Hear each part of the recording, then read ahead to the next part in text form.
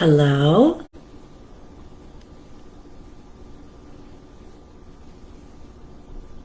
All right.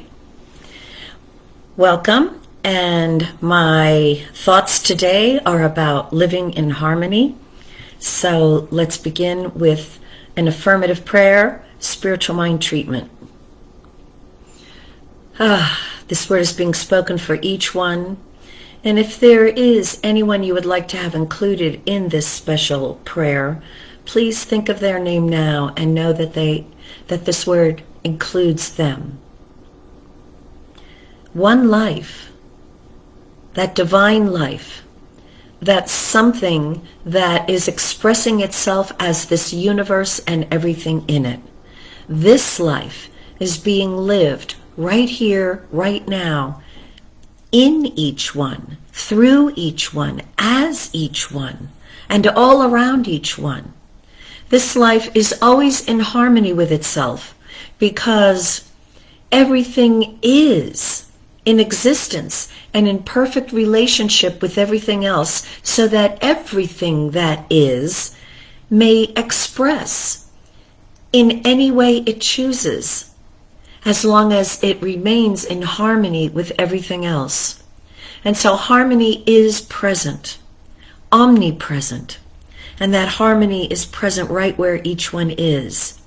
Each one is now aware of the harmony of life all around them. Each one is accepting this harmony and listening to harmony's guidance, which supports each one in being in the flow of life, where everything is easy, where life expression is simple, and where each one is always in the right place at the right time to enjoy expressing that uniqueness which only is present within him or her.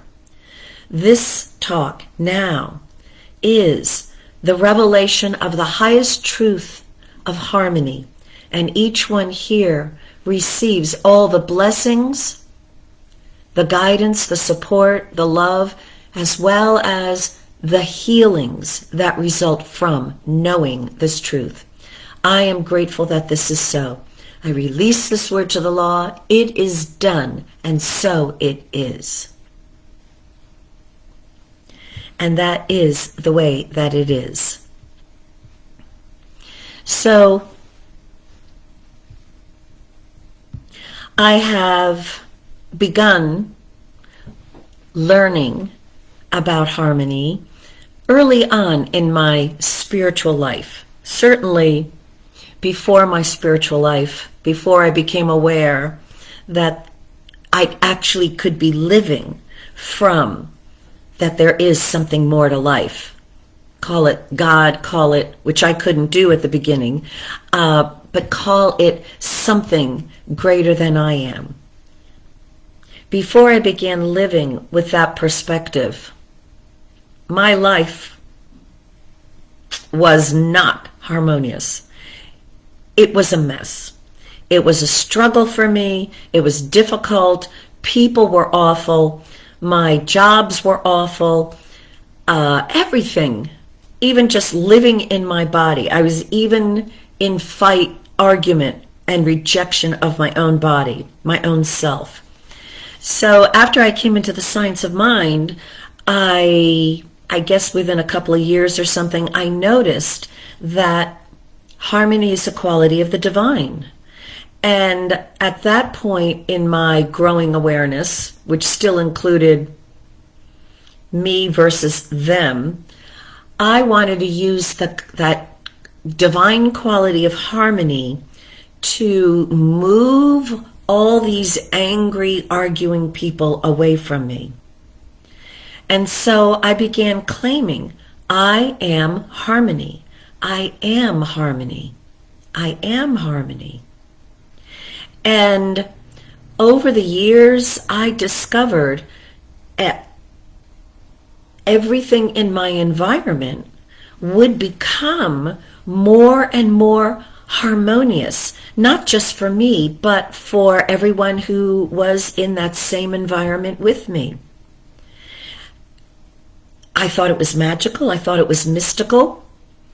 And I believe that the only thing I really had to do in order to experience that was to just keep claiming harmony.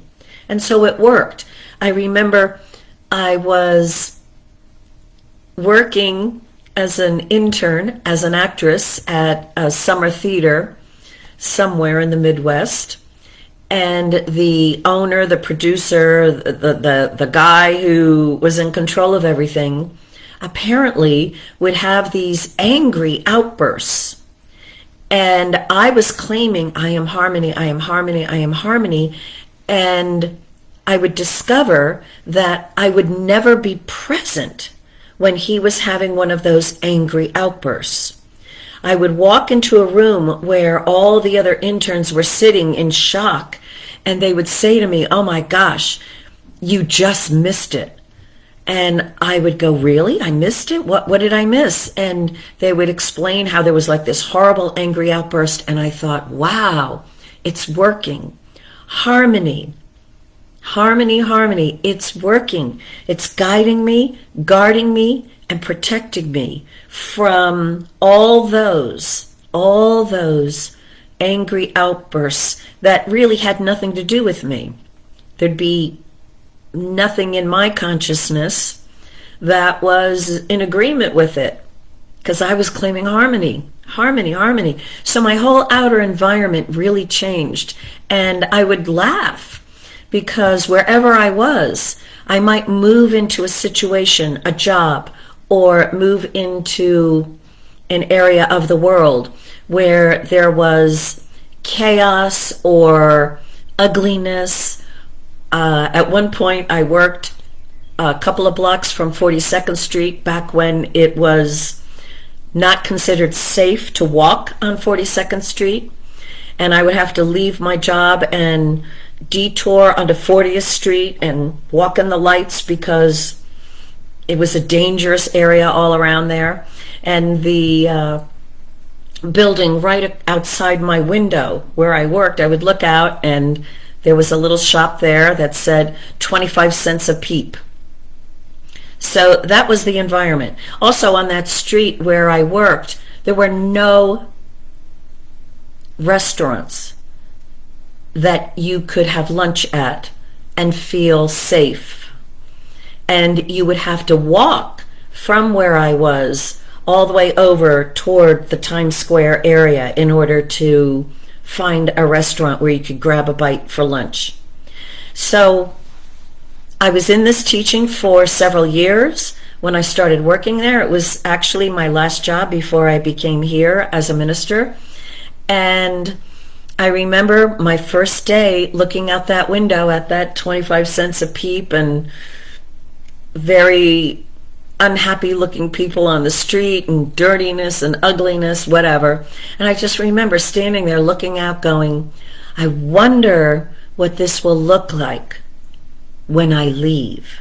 Because, not because I'm so special or I'm so great, but because I am claiming harmony, divine harmony, divine harmony. And I was unattached to what changes might be made. I just knew that harmony would reveal its presence in that neighborhood because I was claiming it. Now, this is something that you may notice. It's an important phenomena, I think, to notice the way the world is right now. Usually, if you're watching this video right now, you clearly have some intent to recognize the divine and to live from that divinity that is present within you. And so no matter, usually, often, always, wherever you are, whatever group you are with, there's a very high probability that you're the one with the highest consciousness. And when you are the one with the highest consciousness in the group, you can recognize the divine. And just because no one else is recognizing the divine, they all could be, but at this present experience in time, to me, it seems like I'm not in that kind of crowd very often. But when you are in a normal average crowd out there in the world, you're the one. You are the one who can recognize the presence of the divine and any of its qualities. And when you do, one with God is a complete majority. One with God is a complete majority. And so your recognition of the divine will manifest. It will change the atmosphere, the spiritual, and then the mental and emotional and maybe even physical atmosphere of the world around you. And you will have done nothing except proclaim harmony, harmony, harmony. And when you open your eyes, you will see things moving together in a better order. I have done this in subways, I have done this in workplaces, I have done this standing in line outside with lousy weather, and as long as I am not attached to me getting a particular thing, but just knowing that harmony is present or love is present, it changes everything. Now, if more people were recognizing the divine, then their recognition would be included in the shift. But in the world experience right now, I just haven't noticed that happening. Almost always, wherever I am in a disharmonious or chaos or confusing or a whole lot of stupid running around, as I claim harmony, love, intelligence, something changes, perhaps the thinking of everyone, the mood of everyone, moves some people away, other people in. It's not me that's doing it. It's not you that's doing it. It's the divine. And so in a little book called The Revealing World by Charles Fillmore, he actually defines divine harmony. Perfect accord with the goodness, the beauty, and the righteousness of omnipresent spirit. Everything is governed by fixed law, and harmony is its expression. So when we recognize divine harmony, we are coming into harmony ourselves with the divine ideal. We ourselves are becoming in accord with the goodness, the beauty, and the righteousness of omnipresent spirit. So we are first shifting our thoughts, our thinking, our goal, what we want out of life. We're moving away from, I want to get to work and these people are making me afraid. We want to move from that to, we're shifting ourselves to be in harmony with the omnipresent loving goodness of life. And that's the shift that is necessary to begin the increased expression of harmony in our world where we are. So what I didn't realize at the beginning of my experiments with harmony was that by shifting my thought to, ooh, these people are scaring me, or, oh, this is an ugly neighborhood, scary to walk in, I didn't realize that I was first shifting my attention. I was the one that was coming into harmony by recognizing the universal harmony that is present. So the spiritual truth is that divine creator is intelligent. It knows what it is doing, and it is creating an environment where life can thrive, where everything can be expressing itself, its unique divine self in harmony with everything else. But it's not my way versus their way. That's not thinking that's in harmony. And it's not, well, I'll go along with their way, because what is best for you is not always their way. Harmony requires all of the particulars to be in accord. In the dictionary, Webster's New World Dictionary, great big old thing, it says, harmony, a combination of parts into a pleasing or orderly whole. Well, we are one of the parts. So if you've been with a group of people trying to reach agreement at the level of human figuring out or emotional, well, let's make sure everybody's happy, you don't get too far. And this is one of the things we want to understand. At the level of opinion, at the level of individualized figuring it out, we're never, ever, ever going to achieve harmony, because each one of us has been created to be unique and to have a unique opinion. And so there is no way a whole group, a whole world of people should agree with one person's opinions, no matter how wise and loving they may be. Opinion is designed to be unique. And if each one of us were to really be honoring our true self, we would have as many different opinions as there are people. Harmony is impossible. But where we are all in agreement is with the divine, because we are one there. I call it the highest and greatest good of all. It includes my good, your good. And what is your good? What is my good?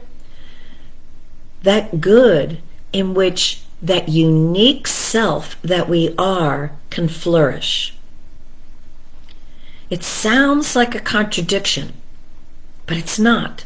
What we have to realize is our job, in order to experience harmony with all and to flourish, our job is to be the one who becomes the expert on what we individually are being divinely guided to express, to give, to be.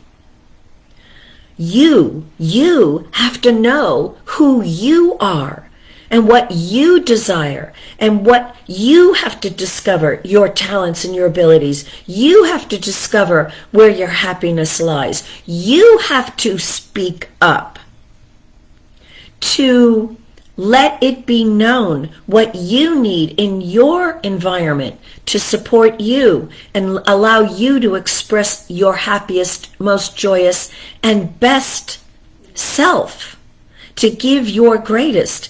Each one of us, I said you, but Karen, each one of us has to devote our lives to listening to that divine, unique self that each one of us is. And then, in listening to that divine self, to assert, to express that which we are. And everybody's going to be expressing their own selves, so how can it ever work out? Well, at the level of, hello, let's all figure this out, it's not going to work. But I know and have experienced and observed this, and as well as participated in it, as one person brings into the equation the divine ideals that are omnipresent, the divine ideal like love. I am love's expression, and so are you. And so it is divine love that is bringing us together. And as Raymond Charles Barker says, divine love brings together and maintains together those who belong together, so the glory of God may be manifest. When one of us is recognizing this spiritual truth, it is the truth that all can agree upon if all realized it. But when one person recognizes it, there is something in everyone, the divine self in everyone, that can agree with it and is activated and somehow becomes a voice in that personality that's walking along the street. And so it begins its influence, maybe only where you are, and maybe only when you are there. But the personality person is not in disagreement in spiritual truth with it. Maybe their personality doesn't like to be there, dwell there very much, but it will be there around you. So when I was in that summer stock company, that gentleman who owned it, he just loved to go into a rage every once in a while. I, claiming harmony, just never was there. I was always guided to not be around it. Maybe the way I got guided was I was on latrine duty and I was cleaning the bathrooms. I would have thought, this is awful, this is not harmonious, I'm cleaning the bathrooms, how come I've got this duty, 3 times in a row? But divine harmony knew there was nothing really better for me to be doing in that particular moment, and used that latrine assignment to keep me in harmony in an environment where one person would absolutely refuse to be in agreement with it. Who knew? So living in harmony requires us to hear that divine self that we are. We have to know what is best for us. When I work with people, at a certain point, I'll give them a little index card, and it'll say on one side, what is best for Karen? My first practitioner gave me that card. What is best for Karen? Question mark. And she told me to take a look at that card, go within, find an answer. Frequently I couldn't, but I would go through the exercise. And when I got something, you would turn the card around, and on that side it would say, I am worth it! Exclamation point. So living in harmony requires us to listen to that still small voice within, to listen to it, and to know what it is, and then express it, make that choice, assert ourselves. And the second thing that life requires, since we are paying attention to the divinity that is within us, we also should, must, ought to, need to recognize the divine qualities that are within us and within everyone. And like Charles Fillmore said, in being in agreement, in harmony with our own true self, we then move ourselves into perfect accord with the goodness, the beauty, and the righteousness of omnipresent spirit. He says, when the human will is centered in the external and loses sight of the ideal, it breaks the connection between spirit and manifestation, the divine ideal and our experience, right? And thus we lose the harmony that is ours under divine law. We get out of the flow, right? But to get it back, through a knowledge of the truth of being, we are restored to divine harmony. We must know the truth about ourselves and conform to it in all our thinking, and not be misled by appearances. The truth of ourselves is that unique self that we are here to express, and that only you, only me are here to express. And know that that unique self that we are expressing is still life, love, light, power, peace, beauty, order, harmony, joy. The highest and the greatest good of all is the good we can all agree upon. How do we get there? By each one of us, all for one and one for all, and realizing our opinions will never agree. But the all for one and the one for all, which includes your good, includes my good, will in its own evolutionary process move everything into perfect relationship with everything else. That's divine harmony, and that's how we live in the flow. Become in agreement with ourselves, and then recognize that which all can agree upon, and realize that we agree with it at our level of understanding, but it's good enough. Like at my level of understanding back at that theater company, I was claiming harmony, but I had a lot to learn about it with myself. But in claiming harmony, my consciousness, my understanding was good enough to keep me away from violent, angry situations. And the way, at the level of my understanding that it did that, was it had me clean a toilet. Harmony, the highest and the greatest good of all. We are designed to live in harmony.